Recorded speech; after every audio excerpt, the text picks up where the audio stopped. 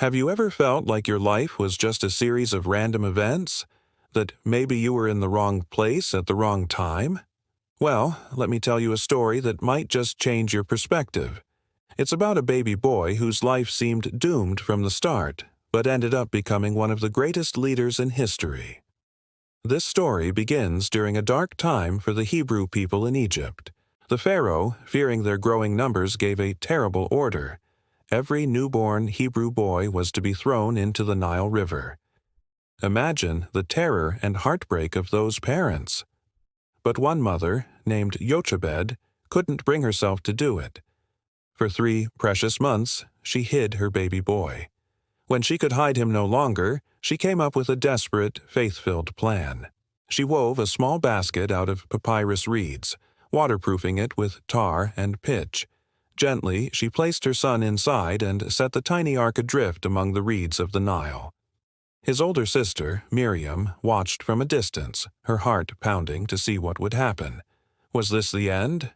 Was it all for nothing? But this is where the story takes an incredible turn.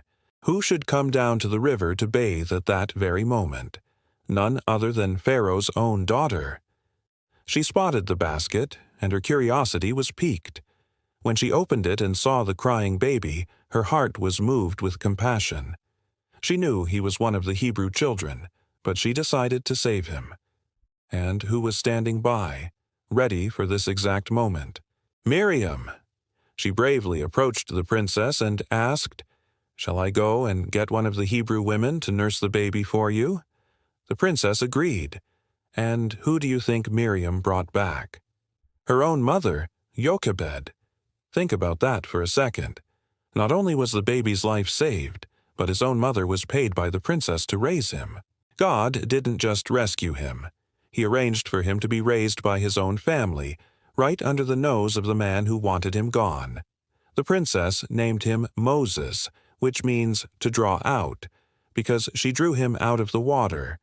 This story shows us that even in our most desperate moments, when things seem hopeless, there is a bigger plan at work. What looked like a tragedy was actually the first step in a divine rescue mission. Moses' placement in the palace gave him the education and training he would need to one day lead his people to freedom.